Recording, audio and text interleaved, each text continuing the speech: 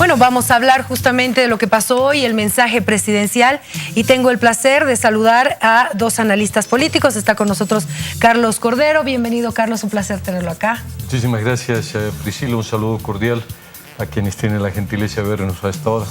Y también Marcelo Silva con nosotros. Bienvenido, Marcelo, qué gusto tenerlo. Priscila, muchísimas gracias. Para mí siempre es un privilegio estar en tu programa. Un cordial saludo a Carlos. Gracias por el esfuerzo en feriado, 6 de agosto, pero amerita la ocasión porque el análisis de lo que ha pasado hoy y el mensaje presidencial es también para tomarlo en cuenta porque es una política que se va marcando en un año ya que se siente electoral, ¿verdad? A ver, Carlos, por favor, ¿cómo viste tú el mensaje del presidente? Bueno, lo primero, yo me siento muy emocionado de estar aquí contigo, Priscila, escuchar esta hermosa banda sinfónica, escuchar el himno patrio y además hacer análisis político en el día de la fundación de nuestra república es verdaderamente un honor. Yo creo que hoy, en este 6 de agosto, la política se ha introducido en el día a día. Creo que nos encuentra lamentablemente en una situación de polarización y efectivamente en un escenario preelectoral cuando todavía falta muchísimo tiempo para la convocatoria de elecciones, pero es cierto que estamos viviendo una tensión además y con algunos riesgos de que la paz social se vea afectada. Lo que hoy ha vivido Potosí es una expresión de aquello. El señor presidente, siguiendo una especie de estilo nuevo de gobernar, ha hecho su mensaje presidencial allá en Potosí, ha ido recorriendo el país en distintas fechas y oportunidades. Hoy le ha tocado Potosí, pero Potosí de pronto se ha convertido de un tiempo a esta parte en uno de los escenarios que mayor resistencia ha ofrecido al gobierno del presidente Morales por un olvido gubernamental que lamentablemente ha dejado y está en una situación de postración Potosí. Potosí es uno de los departamentos con mayores carencias y sin embargo es uno de los departamentos que más ha contribuido a la vida social de Bolivia. Y bueno, esa es la situación en la que nos encuentra, preelectoralizado y con ciertos niveles de enfrentamiento entre bolivianos. Marcelo, ¿cómo viste tú? A ver, entrando al tema mismo del discurso presidencial, creo que el formato no ha variado en relación a los demás discursos que hemos escuchado en los últimos años, básicamente resaltando los logros económicos fundamentalmente, de estabilidad económica que para el gobierno es una bandera y que hoy día asume, creo, una carta de intencionalidad de llamar al electorado a través de la elección racional, ¿no? Es decir, a ver, un ratito, el vicepresidente lo dijo textualmente, ¿no? Aquí hay un modelo de estabilidad de años, cualquier otra cosa puede ser un salto a la aventura, ¿no? Puede ser un desastre, ¿no? Pero la característica principal de este mensaje es de que fue un poco atropellado. Es decir, fue muy rápido. Mira, si uno saca por lo menos a relucir 7 temas que fueron expuestos en 32 minutos. ¿No? Se habló del mar, se habló del crecimiento económico, se habló del segundo aguinaldo, se habló de salud, se habló del contrabando, se habló de lucha contra la corrupción. Es decir, fue un mensaje un tanto atropellado, un tanto acortado. Estoy plenamente convencido de que esto se debe a un segundo elemento importante para el análisis, ¿no? Después de mucho tiempo se ha visto al presidente realmente incómodo en la emisión del discurso presidencial. Pese a que si uno hace la inferencia y puede hacer números, el grupo reducido de parlamentarios de oposición, porque era un grupo muy reducido en relación al número de asistentes, lograron realmente poner incómodo al presidente en su alocución, que muchas veces fue cortada, fue pausada, ¿no? Con intentos de respuesta del grupo, digamos, afín al presidente, que trató de hacer más bulla que aquellos que decían Bolivia dijo no. Esto, en vez de atenuar el escenario conflictivo polarizado, más bien lo dimensionó. ¿No? Lo dimensionó de manera grande que ni el mismo presidente en algún momento pudo controlar, tuvo que hacer pausas, tuvo que cortar el mensaje, y creo que esa es la razón fundamental de achicar los tiempos a los cuales el presidente siempre nos acostumbraba, ¿no? Pero si bien el presidente trató de disimular la incomodidad, quien no pudo disimular esa incomodidad fue el vicepresidente al cerrar el acto, quien no tuvo más remedio que lanzar epítetos en contra de aquel grupo que gritaba el Bolivia dijo no, llamándolos primero pandilleros y antipatrias, ¿no? Entonces se mostró indudablemente, y eso los rostros también del gabinete, etcétera, etcétera, un elemento de incomodidad, de una incomodidad que yo diría va a ser recurrente en todas las actuaciones públicas del presidente de aquí en adelante. Sobre el tema del discurso, hablando ya de los puntos que resaltó el presidente en estos 33 minutos, nos hacía un detalle, Marcelo, de 7 temas.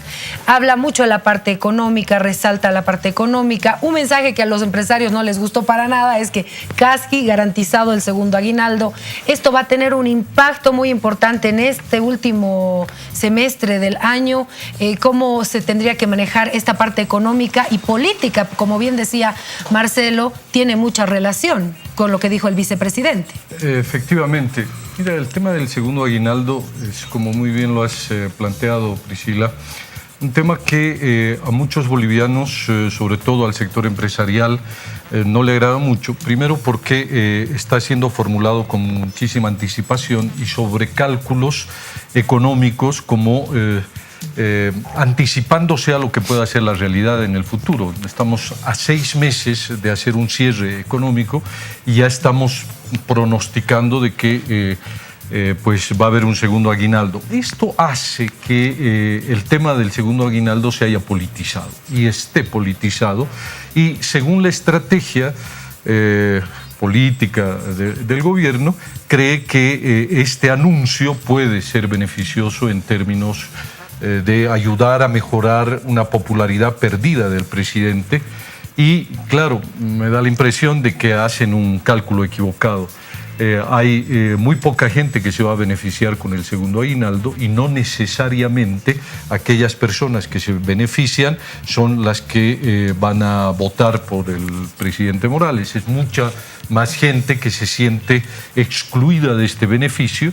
Y por último, este otro aspecto de que si bien la economía, es cierto, hay estabilidad, hay un cierto crecimiento, se están sintiendo en la actualidad señales preocupantes de que estaríamos entrando en un periodo de no necesariamente recesión, sino de estabilidad y cierto estancamiento, y una medida de estas características no sería favorable para el buen funcionamiento de la economía.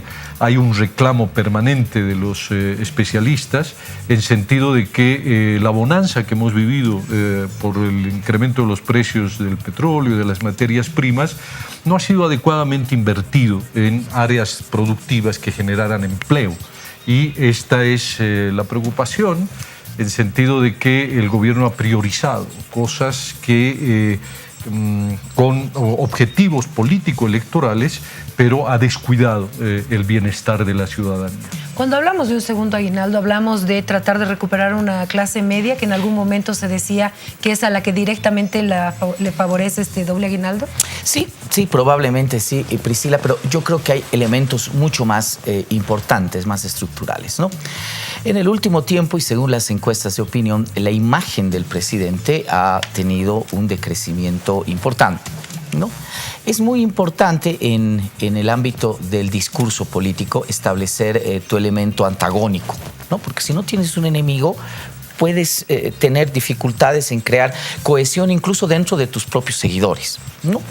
Hoy el discurso ha estado prácticamente en tratar de identificar un nuevo enemigo que yo creo será el elemento central del discurso del movimiento al socialismo en el proceso electoral que, como tú bien decías, ya parece haberse iniciado en el país, y es la inestabilidad, ¿no? Es decir, yo creo que como ya no se puede utilizar el tema del imperialismo, de ciertas cosas que están muy desgastadas, ¿no? Muy venidas a menos, ¿no? Como no se puede embanderar en este momento solamente la figura del presidente, ¿no? Y un elemento de victimización por su característica étnica, etcétera, etcétera. Creo que el gobierno empieza a articular un discurso que es el rational choice, la elección racional, es decir, a ver un ratito, ¿no? Miren, acá hay un nuevo enemigo y ese enemigo puede ser la inestabilidad económica. A lo que hacía referencia el vicepresidente. Exactamente. Si estamos con el MAS o con el presidente Evo Morales hay estabilidad y si no estamos con él... Es un salto al vacío, puede venir cualquier cosa, es la catástrofe, ¿no? Entonces, yo creo que este discurso nos presenta exactamente eso, ¿no? La aparición del nuevo enemigo. El nuevo enemigo ya no es el imperio, ya no va a ser esto, va a ser la inestabilidad, ¿no? Cuidado. Miren, nosotros tenemos esto, tenemos nuestros defectitos, nuestros problemitas, etcétera, etcétera, pero aquí está la estabilidad, aquí van a tener hasta un segundo aguinaldo, las cosas van bien, vamos en crecimiento, ¿no? Entonces dependerá de ustedes si eligen dar el salto al vacío. El tema económico es lo fuerte. Yo creo que ese es uno de los elementos fundamentales al cual está apuntando el MAS, porque como te digo, es necesario establecer un criterio antagónico. El discurso del MAS siempre ha estado fundamentado en criterios antagónicos, ¿no? Hoy ya no funcionan muchos de esos interpeladores antagónicos. Ahora el interpelador antagónico es la inestabilidad. O sea, cuidado, el enemigo que se nos viene y contra los cuales los únicos que nosotros podemos luchar es la inestabilidad económica. Claro, y en eso se parece mucho, Priscila, al discurso que utilizaban los gobiernos anteriores al presidente Evo Morales. Porque exactamente eso decían en el 2005, decían, cuidado, voten por Evo Morales, porque Evo Morales nos va a traer inestabilidad. Porque ya no va a haber empresas. Y exactamente, va a haber crisis económica, ¿no? Y la ciudadanía, fíjate, ha tenido un comportamiento político totalmente inverso. O sea, lo que dice Marcelo es muy atinado y el cálculo político electoral que tiene el gobierno en sentido de un doble aguinaldo, ofrecer estabilidad y construir este discurso del miedo. Si Evo Morales no está en el gobierno, viene el desastre. Fíjate, o sea, cómo un gobierno que se reclama progresista está utilizando un discurso del pasado porque estamos ya en un escenario absolutamente electoralizado. Bueno, una posición de análisis interesante porque desde que ingresó el presidente Evo Morales lo que más se ha resaltado son las decisiones económicas, un nuevo modelo, el crecimiento de empresas, el recuperar empresas bolivianas. Esa será la campaña que utilizaría, por lo menos eso es lo que da la impresión hoy. Yo creo que van a haber tres vértices que se van a ir utilizando en el tiempo, según por supuesto transcurra la coyuntura, porque al fin y al cabo la política y el discurso político se hace sobre coyunturas políticas. El primero es este, que ya lo ha develado hoy día el vicepresidente. Yo le pongo mucha atención al discurso del vicepresidente, porque como que el vicepresidente muchas veces te marca la línea por dónde va a ir el tema del discurso. Y él dijo claramente, ¿no? ¿Qué quiere? ¿Quieren este salto al vacío? No, es más, fue muy radical el vicepresidente. Digo, esta es la única, pero así resaltó, la única, no hay otra alternativa de crecimiento. El seguir la Agenda 2025 y el modelo económico boliviano es la única alternativa que tiene el país, ¿no? Pero ¿no es algo de la realidad? Porque ¿hay alguna otra propuesta? Me pregunto yo. ¿Hay otra mirada que diga, esta es la propuesta? ¿Existe? ¿Se ha visto eso? ¿Ustedes lo han analizado así? Mira, Priscila, pues no existe, porque evidentemente estamos en un escenario anticipadamente electoral. Y primero, no hay convocatoria de elecciones. El único candidato, entre comillas, en carrera electoral es el presidente y el vicepresidente. Pero antes de ello hay una controversia jurídica, política en el país. El país está debatiendo, y hoy lo ha hecho patente, acerca de los resultados del 21 de febrero, del respeto a la Constitución o la violación a la Constitución política del Estado, a la violación de los derechos políticos de más de 2.600.000 bolivianos que se expresaron en las urnas y dijeron no. Este escenario es previo al escenario electoral, al escenario de propuestas, de visión país, de qué temas se van a debatir en un proceso electoral. Eso será posteriormente. Hoy en día, evidentemente, no hay una visión alternativa de país, porque ese es el escenario que quiere el presidente y el vicepresidente llevarnos, que discutamos candidaturas, que discutamos programas de gobierno, cuando en realidad la ciudadanía tiene su propia agenda, y esta agenda es respeto a la Constitución y el respeto a los resultados del 21 de febrero. Y en estos dos escenarios nos estamos moviendo, y como muy bien señala Marcelo, como nos hemos anticipado electoralmente y este debate es el que le interesa al gobierno, pues la ciudadanía está reaccionando frente a ello, porque hoy todo lo que ha dicho el señor presidente y el vicepresidente, atinadamente resumido por Marcelo, ha pasado a un segundo plano, porque lo más importante ha sido la movilización ciudadana que interrumpió los discursos del presidente y que en última instancia lo hizo salir apresuradamente de Potosí. Y luego las plataformas ciudadanas tomaron pacíficamente los escenarios que estaban allá establecidos para hacer conocer su voz acerca de este rechazo a la violación de los derechos políticos ciudadanos. Estratégicamente, el gobierno necesita dos cosas. Uno, un candidato de oposición, ¿no? O sea, necesita un candidato visible. Que haya uno posicionado. Claro, porque cuando tú tienes un candidato, la discusión, el imaginario colectivo, el debate de la opinión pública te dice cuál es mejor candidato, si o Evo Morales. Y eso, de alguna manera, te puede soslayar el discurso fundamental del 21 de febrero, que es un discurso ganador de las oposiciones políticas y es un discurso que indudablemente daña, lesiona al gobierno en su imagen y su credibilidad. Ese es el primer elemento.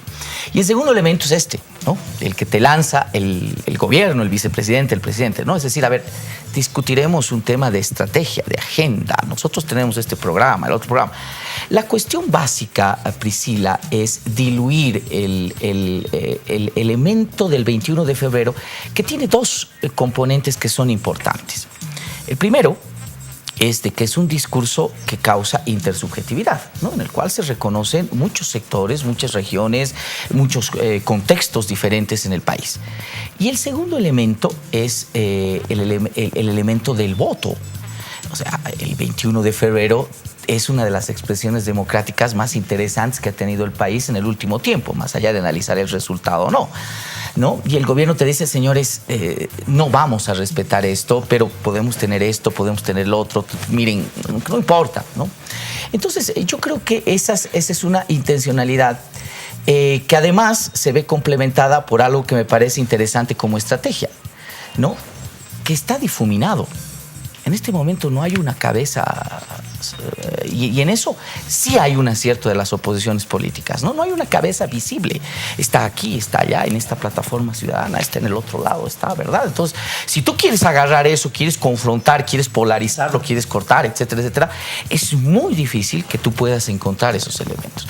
Entonces, claro, la idea básica es encontrar el candidato y encontrar este tipo de discusión para bajarle un poco el nivel a este elemento que es sin duda alguna molestoso. Ahora, hay algo que también resaltamos del discurso del presidente y es el pedido de unidad, ¿no?, al pueblo boliviano en un año importante para la historia de los bolivianos, porque hablamos también de la espera a un resultado de lo que pueda suceder con La Haya, ¿no? Y en eso creo que opositores y oficialistas coinciden y todos tenemos una visión clara de lo que queremos, y en eso sí el presidente ha pedido unidad. ¿Eso cómo podría ser interpretado para opositores y oficialistas, Carlos? Pues por supuesto que estamos todos con el presidente. O sea, buena parte de la ciudadanía le ha costado en algún momento aceptar la estrategia gubernamental. Finalmente, esto de llevar la demanda marítima a un tribunal internacional ha demostrado ser, primero, un giro importante, novedoso y exitoso después de aproximadamente un siglo de fracasos militares, diplomáticos. La estrategia del presidente, que ha sido seguida por unanimidad por el pueblo boliviano, es que por primera vez hemos arrinconado a la diplomacia chilena y estamos demostrando al mundo la justeza de nuestra demanda, la justicia que nos asiste.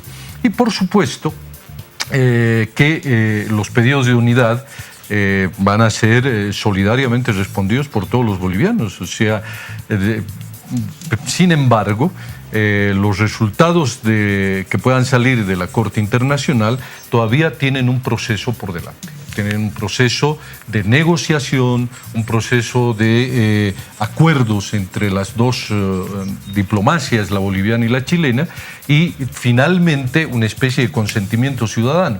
Por supuesto que tenemos que estar unidos, primero ante los resultados que puedan salir de la Corte, y también tenemos que estar unidos a los resultados de esa posible negociación que se vayan a dar entre nuestros dos países para garantizar esta anhelada salida al mar.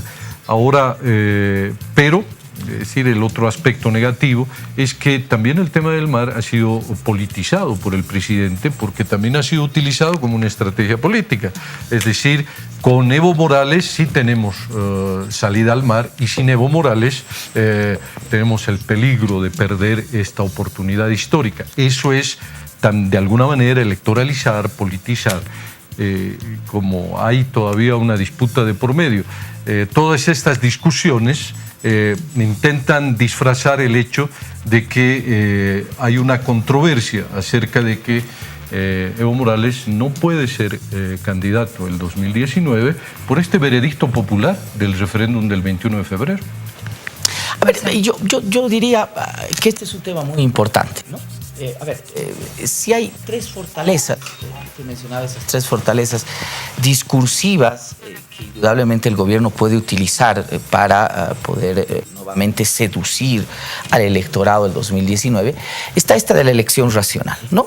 Ya la hemos discutido, la hemos visto. El segundo elemento es un poco reflejar lo disperso, lo conglomerado, lo incoherente a veces que puede ser el tema de quién está al otro lado, que son las oposiciones políticas, ¿no? O sea, miren, cuidado, que aquí no se está creando una unidad programática, son un montón de conglomerados, etcétera, etcétera, sin proyectos, sin rumbo, sin horizonte del país.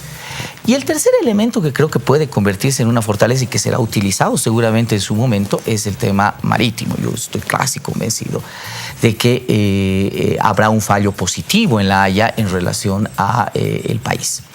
Esto indudablemente tratará de demostrar, muy bien Carlos lo dijo, un mérito que indudablemente tiene una capitanía. Yo no diría que es un mérito personal, ¿no? Pero tiene ahí una dirección, y esa dirección es la del presidente Morales, ¿no?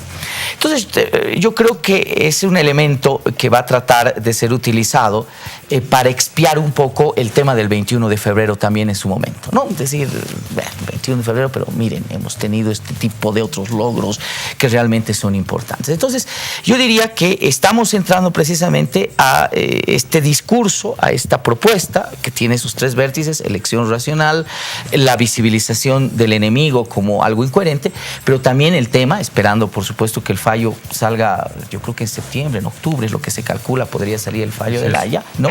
Para tener estos elementos fortificados para la elección del 2019. Bueno, ese es el ambiente que estamos viviendo, el análisis de lo que ha sucedido hoy en Potosí, la presencia del primer mandatario, el discurso, la presencia de plataformas, del oficialismo, pero resaltamos que no fue una jornada violenta. Había mucho temor que pueda darse esta figura, sin embargo creo que se ha respetado la libertad de expresión de todos, ¿no? De quienes están a favor y quienes están en contra, y eso es vivir en democracia, y eso es lo que tenemos que resaltar nosotros también hoy. Así que viva Bolivia, y yo les agradezco mucho por haber estado con nosotros. Que viva Priscila. Pues que viva, estamos todos de acuerdo, y respetar la Constitución y respetar los resultados electorales, que eso también es la base del sistema democrático. Gracias. Como siempre, un privilegio, Priscila. Carlos, un gusto. Gracias.